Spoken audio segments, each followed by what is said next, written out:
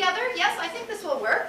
Now, you may need to shuffle in a little bit up here on the side, just a bit. Let's just take a look and see what we've got. Uh-huh. Yes. That will do very nicely. Picture perfect, one and all. Now, I'm here to tell you the story of Mattie Gunterman. And, well, it's not a small story, so I'll go as fast as I can, and you're going to have to listen very carefully. Mattie Gunterman was born in the spring of 1872. More accurate than that, I cannot be, for there are no records of her birth, and we're not even exactly sure who her parents were. An 1880 census first lists Mattie Ida Madeline Warner living with her grandmother on 7th Street in La Crosse, Wisconsin. Now, Mattie was what you would call in those days a bit of a delicate child. That meant that she caught just about every bug that was going around. Although Mattie's health was never good, she had inner strength and strong ideas about who she was right from the very word go. She always called herself Mattie from the moment she could speak. It was never Ida, never Madeline, always Mattie. She also had an uncle who lived in La Crosse, and he had a photography studio. And it was this uncle who introduced Mattie to the art of photography and the mysteries of the darkroom process. It was this uncle who gave her her very first photograph album that would be the first in a long series of such that she would create for herself throughout her lifetime. Well, La Crosse just wasn't big enough to hold a person like Mattie. And at the age of 17, she hopped on a westbound train headed for Seattle, and she never looked back. Seattle was booming in those days. Mattie had no trouble finding work at a hotel, and that's where she met and befriended a young woman named Emma Gunterman. The two became very good friends, and Mattie soon got to know the rest of Emma's large family, her many brothers and sisters.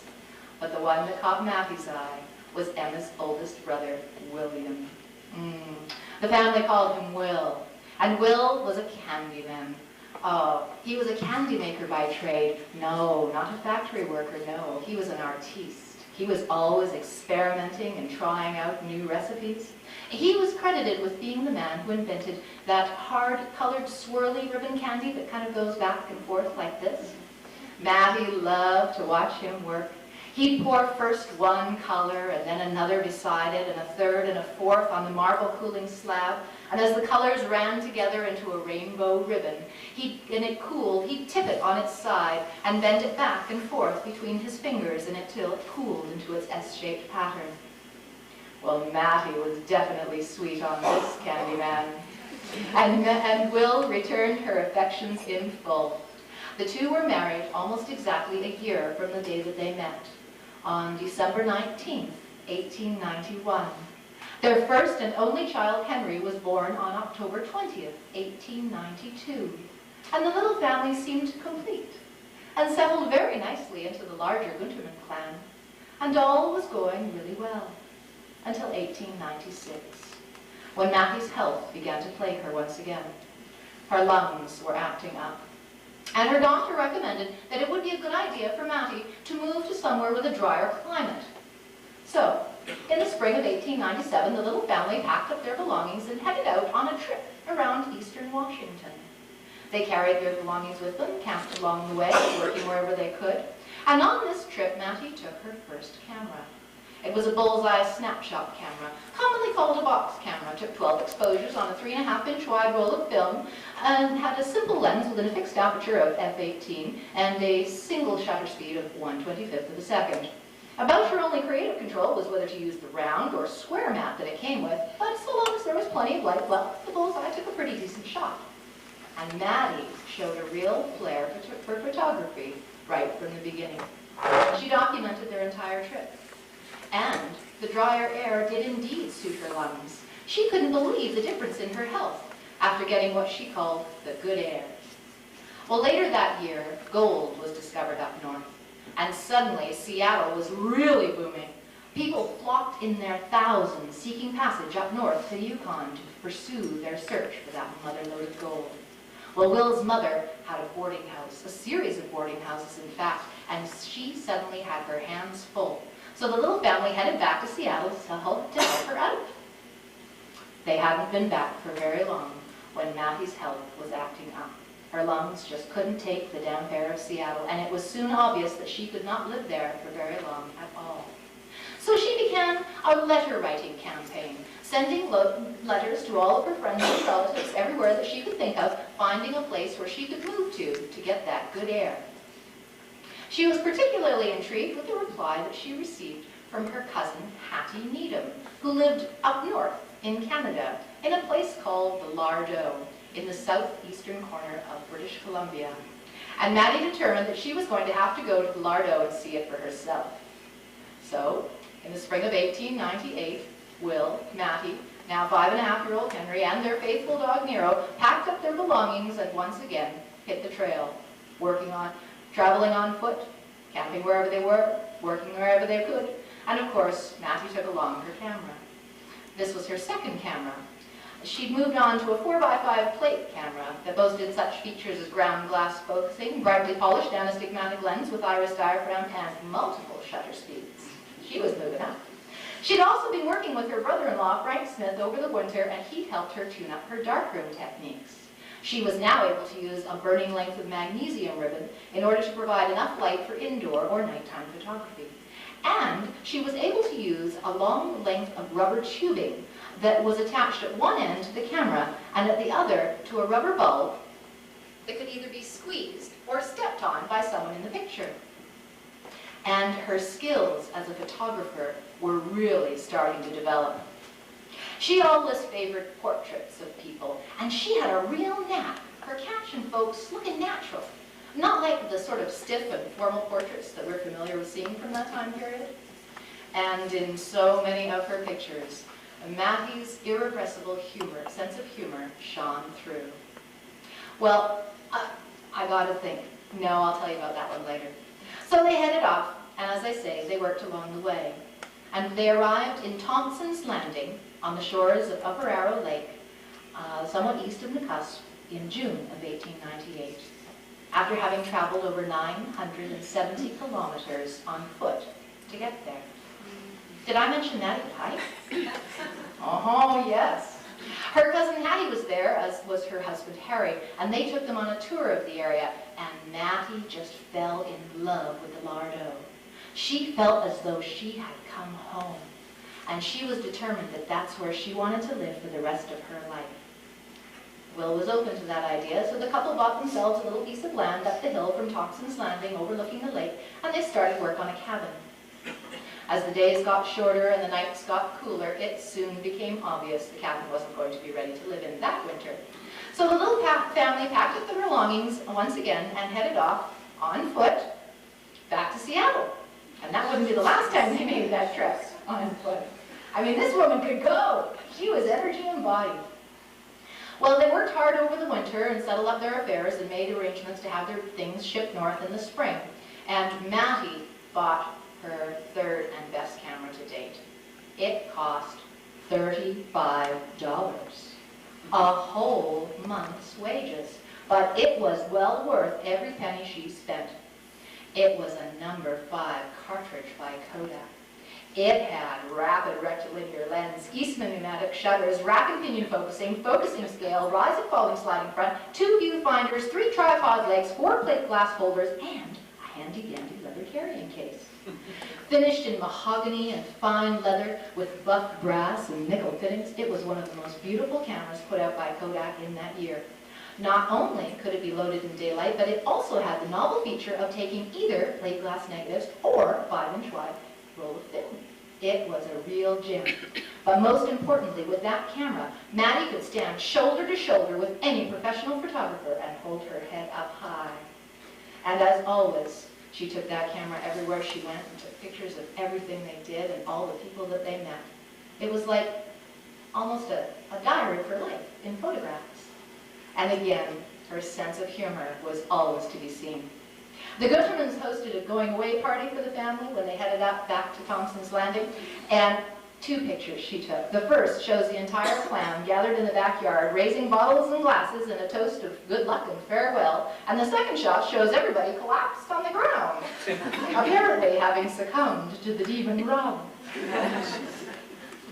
Well, they got back to Thompson's Landing and things were going well. Will found work at a mill in the cusp and the work was finished on the cabin. Of course, one of the first things Mattie did was build a darkroom on the back. And she found she had a kindred spirit in the person of her cousin Hattie, who also loved taking pictures. They were far more likely to drop round on each other to borrow a cup of developer fluid than a cup of sugar. In 1900, Hattie's husband Harry took them, Will and Mattie and some of their friends, on what they called the novel outing, a guided trip up Fish Creek and over Ferguson Way with a couple of friends, checking out all the mines along the way for possibilities of work. Of course, Mattie took her camera, and I think the photos she took on this trip really capture the grandeur of the Lardo as it was then. It's a lot different now. The only way between Comaplex and Camborne was by a big bluff, and the photo Mattie took shows what it was. A great big cliff that you had to scramble down the face of, clutching a rope in these skirts, carrying that camera, and if you got to the bottom safe and sound, well, you still had to get over the creek, over rather two precariously balanced logs, that at least over the years one person had fallen from and drowned in those waters. Well, you or I might have hesitated in fear, but not Mattie. Did I mention she was brave? That woman was born with the soul of an adventurer. Another photo that she took showed the rather imaginatively named Giant Rock, which was basically a large piece of the mountain that broke loose, fell down into the valley, rolled there and settled, and stayed there while a whole forest growed up around it over the years and matured, and still that giant rock dwarfed those trees. You can hardly see in front of it. It's so huge. You can just see, oh, there's Harry. Oh, there's Will. They're about the size of bugs. My favorite, though, was the locally famous pierced tree, where a large avalanche of massive proportions had rumbled down the mountainside at some point, taken down a huge chunk of forest with it, and taken one tree and slammed it right through the heart of a giant cedar, which somehow had survived the experience and grown right up around that tree trunk.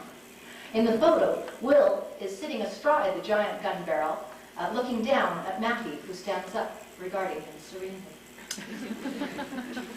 Well, the trip was also a success in that both Will and Mattie found work cooking at the mines. Did I mention Mattie could cook? Oh, could she cook? That is the thing, besides taking photographs, that she was the most well known for. The cakes and pies and all kinds of goodies that came out of that woman's oven over the years must have measured in the metric ton. Oh. Well, 1902 would have been the zenith of the Lardo mining boom. There were over 100 silver mines working in the area, of which the Nettie L was the richest strike. It alone accounted for over 10% of the silver ore coming out of the Lardo that year. Well, with 40 miners working there, Mattie Gunterman seemed the obvious choice to satisfy all those hungry appetites. So as the Rawhide Trail opened up, Mattie set off for the Nettie L, her recipe book in one hand and her camera in the other. And she was assisted by Rose and Ann Williams, who were her flunkies. And I gotta tell you, those girls worked as hard or harder than any miner. They had to be up at 5 a.m. every single morning to get the fires lit. Breakfast had to be on the tables by 7. Once the miners were finished eating, well, then they had to clean up, and then it was time to get started on lunch. Soup and biscuits they delivered to the mine. When they cleaned up from that, well, then they should get started on all those treats and pies that Mattie was so well known for. And once they had enough of those, well, then it was time to get ready for dinner. Once they cleaned up from dinner, they had to clean up all one last time, and then they had to haul all the wood and water that they'd need for the next day. It wasn't an easy life, but did I mention? Mattie was never afraid of hard work. And still, she found the time and the energy and the enthusiasm to pull out her camera and take what I think are some of her best pictures ever. She captured every aspect of life in a mine at that time. Pictures of the miners working underground, pictures of the camp buried under the deep snows of winter, and of course, she always found time to have fun with the girls in the cook shack. One shot shows Mattie and one of the Williams girls up in the rafters of the cook shack, where they have apparently been chased by Will, who stands below, menacing them with brooms while the girls laugh and poke down at him with sticks. The second shows the rather naughty game of kick the plate, wherein one person holds a pie plate of flour ever higher in the air while the other girl tries to kick it into the face of a deserving miner, who meanwhile is cheering her on and trying to catch a bit of a peek of her knickers on her skirt. The third that I think of, and my favorite, is Rose and Anne having a bit of their own back at Mattie, apparently torturing her for being too hard of a taskmaster, where she gets to sit and take pictures while they're busy doing the dishes. They're giving her the hot seat and forcing her to sit astride one of the huge wood stoves that would heat the cook shack. I think it's safe to say from the smiles and laughter all around that the fires were not lit that day. Well, unlike a lot of other mining areas, many of the families had followed their men to the Lardo and settled in the area. There was a population of over 5,000, so there was always some kind of wonderful social activity being organized. Oh, Dominion Day, that was an excuse for a party. And there were so many Americans in the area that the celebrating usually went on until at least the 4th of July.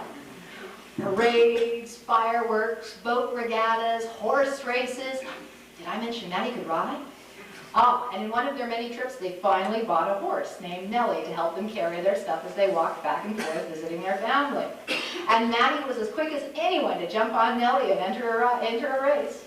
She came second in Cambourne in 1905 and took first place in Trout Lake City the very next year.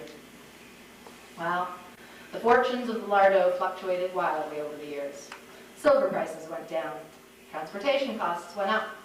Many of the mines began to close, and families were forced to move away. Then there was a logging boom. Well, that was good. Then there was a series of wildfires caused by a dry summer, and that destroyed many hundreds of acres of timber.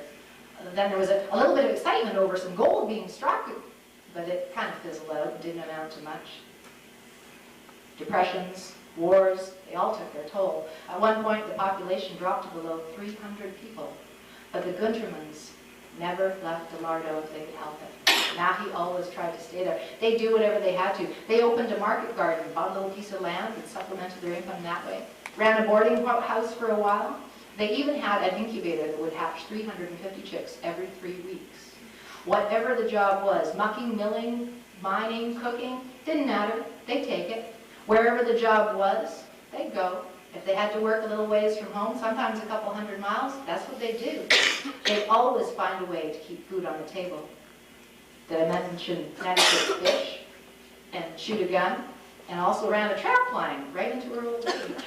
There was always a way to make ends meet. In 1914, Will and Henry, now grown to a young man in his own right, headed down south to see if work was better to be found in the States, but they found it was no better there than at home. So after visiting with his family in Seattle, Will headed back to the Lardo. But Henry stayed behind, for he had met and fallen in love with a young woman who had the rather delightful and unlikely name of Petronella Quackenbush. Isn't that a great name? I gotta say it again, Petronella Quackenbush. I just like saying it. Well, Petronella loved Henry, and the two were married in 1916. And Henry wrote home to his mother to let him know that they would soon be arriving home in Thompson's Landing, which by now had been renamed Beaton. That's how we know it today. And you can imagine his surprise when he received a reply from his mother, stating that, although I have not yet met the young woman, I feel sure I shall dislike her. Well, yeah, I was surprised when I read that. I mean, this is a woman who was known for her kindness and generosity and loving nature. But I think we have to remember that Mattie was raised without parents of her own. And Henry had always been the apple of his mother's eye. I don't think there's a single woman on the planet that would have been seen by Mattie as anything but someone to come between herself and the son she loved. Well, the 1920s saw a rise in silver prices, and some of the mines were able to reopen, and many of the family and friends that they knew were able to come back to the area, which meant that that wonderful social institution, the bi-weekly Saturday night dances, were able to be revived, and boy, did that make Mattie happy. Did I mention she could dance? Oh, it has been said you did not know what dancing was until you had seen Will and Mattie performing the French minuet or the Spanish waltz. People would come from miles around. The dancing would start at 8 and continue till midnight. Then there'd be a feast followed by more dancing until the next morning when it was light enough for everyone to see in order to drive safely home. In 1925, Will and Mattie moved into a house further down the hill to be closer to their garden. In 1927, they came home to find that their house had been burned to the ground. The fire was apparently deliberately set. Locals suspected a disgruntled neighbor who had a grudge against Mattie, but they never did catch the arsonist. But the tragedy of the fire was that her cameras and her photograph albums were destroyed in the blaze. Luckily, her darkroom was still in the back of the cabin, and so she had her developing equipment and many of her old negatives. Well, that didn't stop Mattie. She got another camera and went right on taking pictures.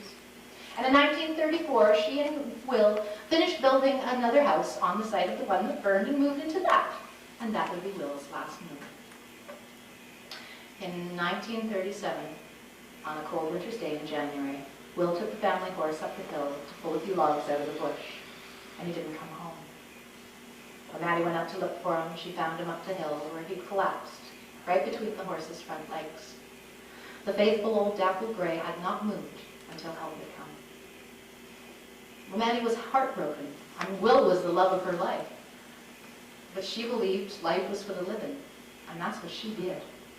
Or her son Henry, who by now had split up with Petronella, their marriage had not lasted beyond the death of one of their children to cancer. He was single, so he moved in with his mother, and life continued pretty much as it had before. She was still a dynamo of energy. She just had enthusiasm, and she didn't wait for the fun to come to her. She'd go out and make it. She was as quick as any 10-year-old to jump on a shovel and toboggan down the hill in the winter. She still gardened. She was famous for her flowers.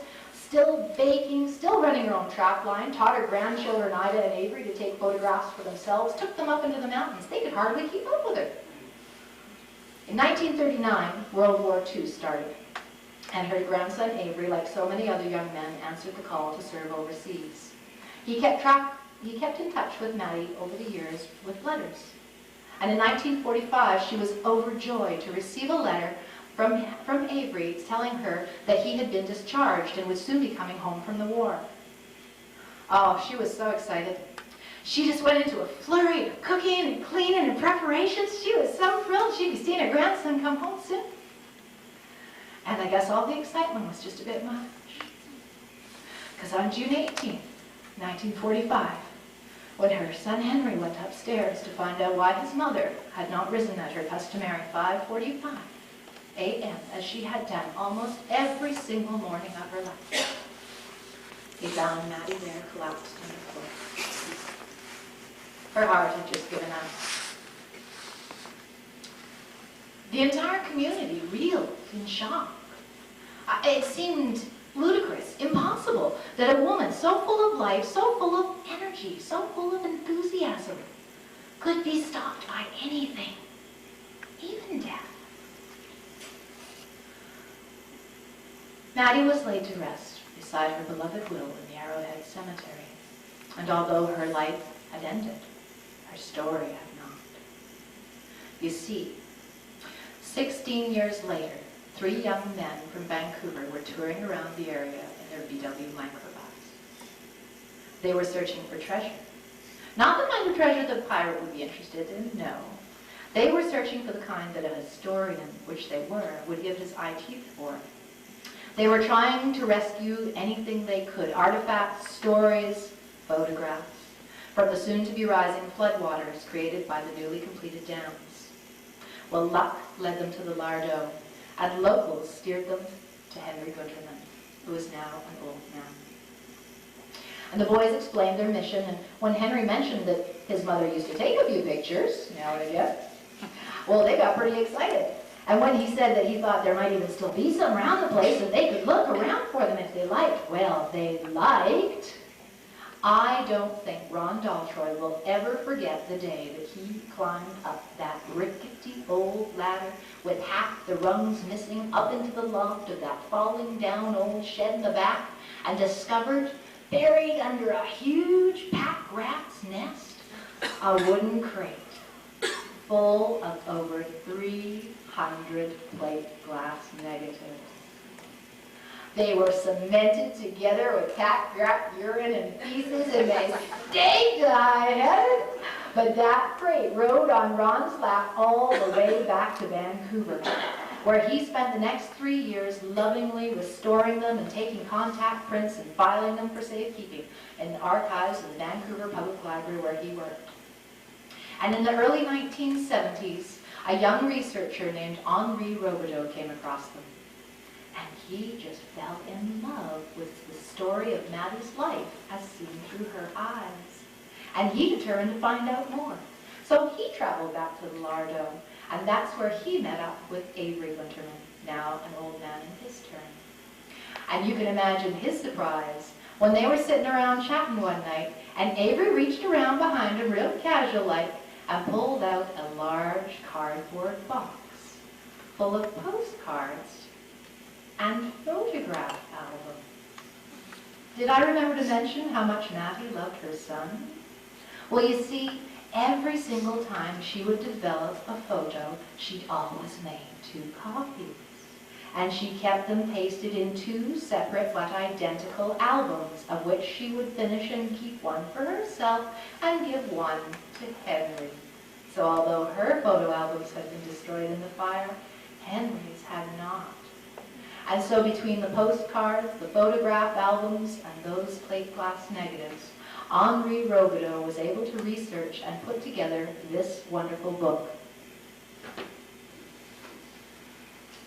Flapjacks and Photographs, that my library recommended I read, and once I'd read it, well, I couldn't not come and tell you her story. Now, I've only been able to scratch the surface of Mattie's story here today. Henri does a really good job. You should go to your library and read this book yourself, and if they don't have it, you make them get it. And it has lots and lots of her pictures. They're all in here, and they're online on the internet and the archives if you want to have a look at them there.